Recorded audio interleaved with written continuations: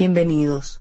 El presente video tiene por objeto analizar el tema espacio geoeconómico y sus transformaciones hasta la Venezuela corporativa. Mi grupo se encuentra conformado por Jason García, Yexi Pérez y mi persona Chiquinquira Cáceres. Nosotros analizaremos el tema a través de 3 etapas del país que han marcado un antes y un después en la historia de Venezuela. Estas son Venezuela como productora de cacao, Venezuela como productora de café y Venezuela del petróleo, dando inicio a la Venezuela corporativa. Para iniciar se debe tener presente que Venezuela es un país monoproductor, lo cual significa que su economía se encuentra basado en un renglón principal. La Venezuela del cacao es aquella etapa de la historia del país que viene dada en la época colonial posterior a la conquista y colonización del Nuevo Mundo. Dentro del plano del presente tema, se hablará sobre 3 puntos importantes: primero, el declive del mercantilismo; segundo, la consolidación del sistema económico agrario; y tercero, la figuración del poder. Como bien sabemos, los colonizadores llegaron con el objeto de extraer y exportar metales preciosos, conocido esto como mercantilismo. Este es un sistema económico originado en los siglos XVI y XVII que posterior a la conquista fue decayendo, siendo desplazado por el sistema económico agrícola, donde el cacao representa el producto de mayor producción. En sus inicios la agricultura era vista como un sistema de subsistencia, pero como mencioné previamente, este desplazó al sistema económico mercantilista, formándose y organizándose así el sistema económico feudal agrícola. Los colonizadores observaron el potencial que tenían los indígenas como agricultores, lo que trajo consigo la profundidad de la esclavitud, afianzando la mano de obra indígena.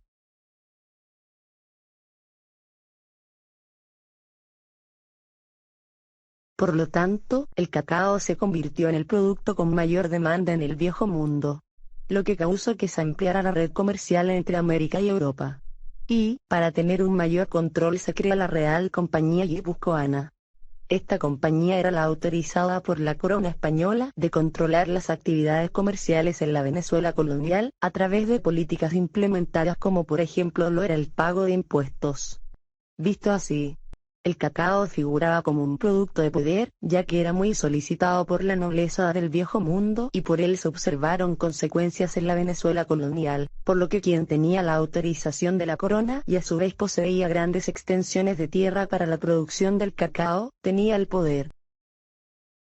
El final de esta etapa llega posterior a la Guerra de Independencia, cuando las plantaciones decaen, y el cacao es suplantado por la producción del café, de la cual mi compañera Yexi hablará. A raíz de la batalla de independencia, el cultivo del café tomó gran importancia para la economía venezolana, ayudando a incrementar los ingresos nacionales y posicionándose como el principal producto de exportación del país por encima del cacao. Durante el siglo XVIII y XIX marcó una pauta especial gracias a su calidad de renombre internacional. Los primeros cultivos del café llegaron para el año de 1730, sembrados por las misiones españolas que se habían asentado en la cuenca del río Caroní. Con el pasar del tiempo, estos cultivos se fueron trasladando hasta los valles de la región centro-norte. Para ser más específicos, los valles de Aragua, los Altos Mirandinos, los valles de Caracas y en las planicies de Valencia, actual estado Carabobo. Este producto pasó a ser la fuente de toda riqueza y estructura del país. Su introducción a la vida económica produjo transformaciones importantes, logrando cambiar la fisionomía geográfica de Venezuela y ofreciendo la posibilidad de poblar y de mantener vida en las zonas altas, zonas que en épocas del cacao estaban despobladas. En tal sentido, produjo un cambio en los patrones de asentamiento de la población, creciendo esta en la parte norte costera del país, ya que eran estas zonas de la cordillera de la costa, las tierras altas, sujetas a condiciones de humedad y climas fríos, las propicias para su cultivo. Esto permitió a su vez que las principales ciudades se asentaran en las zonas con dichas condiciones. Es importante mencionar que entre un 70 u 80% de la población para esta etapa se concentraba en el campo, ya que toda la actividad comercial y bancaria giraba en torno a la producción del café. Con precios altos había prosperidad y con precios bajos había crisis. El café era para ese momento tan importante como la actividad petrolera en la actualidad. Durante la Revolución Industrial se crearon plazas mercantiles que permitían el intercambio comercial. En Venezuela, estas plazas se asentaron en Maracaibo, Puerto Cabello y La Guaira, que formaron las principales rutas de exportación o puertos. Si se pone atención, podemos notar que estas plazas se ubicaron estratégicamente. Maracaibo tenía cerca toda la zona productiva de los Andes, Puerto Cabello, las zonas de Aragua y Carabobo, y La Guaira, las zonas de Caracas y los Altos Mirandinos. Esto permitía tener una realidad geográfica bastante conformada, pero sin embargo, el espacio no estaba consolidado. Venezuela era un país incomunicado. Existían muy pocas vías de comunicación interna. Comunicarse o trasladarse era más fácil por ríos, ya que no existían caminos que permitieran el transporte seguro de mercancías y cosechas. El interés de las casas comerciales estaba principalmente en los puertos. Gracias a la demanda mundial del café, los alemanes asumieron progresivamente el control del circuito agroexportador y monopolizaron el comercio del café desde el financiamiento de su cosecha hasta su exportación a los principales mercados europeos y norteamericanos. Estas casas tuvieron una gran importancia para el desarrollo cultural y económico del país. Algunas de ellas fueron la Casa Burguera, Bulton y Breuer, por mencionar algunas.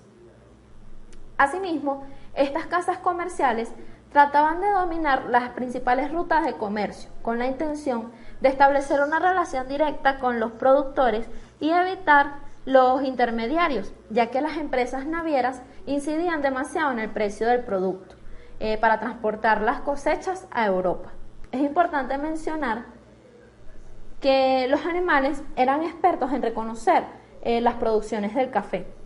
Por su aroma podían identificar de qué lugar o zona del país provenían la cosecha y de esta manera establecían una clasificación en los niveles de calidad del café. También lo denominaron como un buen café blend. La palabra blend era igual a calidad. También tenía otros significados como cosecha, selección, degustación. Expuesto lo anterior, se podría decir que para el siglo XVIII y XIX Venezuela se estableció una relación de colonización de origen alemán, británico y estadounidense, donde el café significó la fuente de financiamiento del país. Pero con el proceso petrolero, poco a poco, su área de siembra se fue reduciendo. Sobre la Venezuela corporativa, les hablará mi compañero Jason García.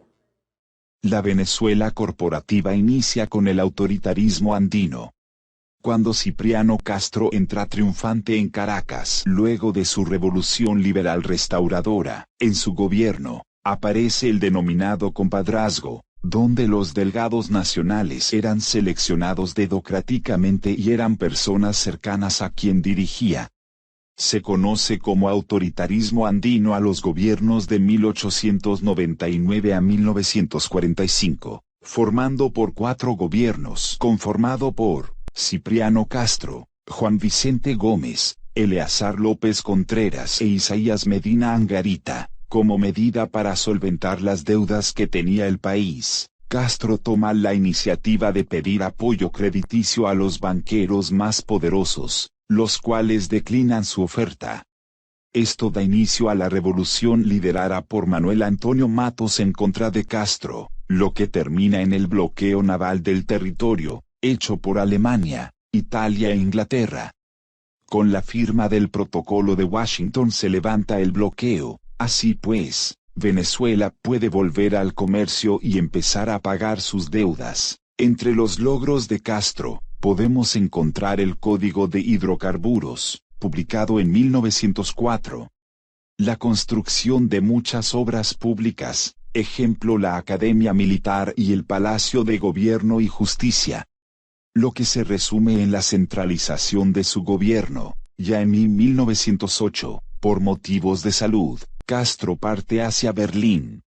Y es cuando Juan Vicente Gómez le da un golpe de estado a su compadre y asume el mandato en el país. Asume la presidencia con el lema Paz y Trabajo, lo que permite la consolidación nacional del territorio.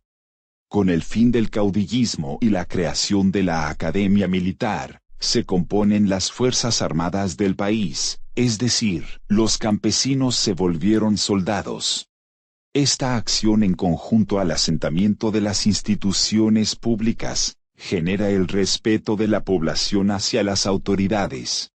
La codificación del marco jurídico y el código procesal establecieron los reglamentos con los que las personas debían regirse y las consecuencias en caso de no acatar. La Ley del Trabajo, promulgada en 1917 y que, con algunas modificaciones se mantiene hasta la actualidad, tenía como fin regular la relación entre patrono y trabajador. El territorio se organizó en 21 estados y las dependencias federales. Actualmente, son 23 más las dependencias federales. Además, en esa organización estuvo la estructuración de la hacienda pública que 4 años más tarde, luego de tomar posesión, en el gobierno de Gómez se inicia la actividad petrolera, con la explotación del primer pozo en Mene Grande. Acción que hace que Venezuela esté en la mira internacional. Empresas como Caribbean Petroleum o Creole Petroleum, ambas sucursales de la Royal Dutch y la Standard Oil respectivamente, son las que inician el proceso de exploración, extracción, producción y distribución del crudo. En compañía de Guanoco Company y Petrolia del Táchira, ambos trabajando sobre los recursos minerales y los hidrocarburos, para lo cual en 1920, Gómez dicta la Ley de Hidrocarburos que establece que el Estado le brinda concesiones a las corporaciones y las empresas extranjeras. En retribución las corporaciones otorgaban regalías al Estado. Esto era utilizado en la construcción de carreteras, urbanizaciones, viviendas, la red eléctrica nacional, y se resume en la modernización del país. Con la abundancia de ingresos por la renta petrolera, Venezuela paga las deudas externas. Con la nacionalización de la industria en 1975, Carlos Andrés Pérez centraliza las filiales de la Corporación Petrolera y unifica la actividad industrial. Vemos que aparecen las corporaciones, que son un grupo de empresas con un fin de explotación común, pueden ser privadas o estatales. Un ejemplo de ello es la Corporación Venezolana de Guayana, donde se sitúan las empresas siderúrgicas, las de metales preciosos y las de reserva forestal. La producción del crudo fue incrementando desde 1922 hasta 1960, cuando con la creación de la OPEP, producía aproximadamente 3 millones de barriles diarios, lo que a nuestra realidad siquiera llega a 600.000. La actividad petrolera hizo que las mayores inversiones se situaran en los centros de manufactura en la región centro-norte, pues la economía se alineaba a la ciudad de Caracas, debido a su población y la dinámica de consumo. En resumen, Venezuela mantuvo la actividad primaria exportadora, cambiando de agraria a petrolera. La modernización del país se logró a través de la inversión capitalista y la manera en que el gobierno consolidó el espacio, organizó al territorio y a la hacienda pública.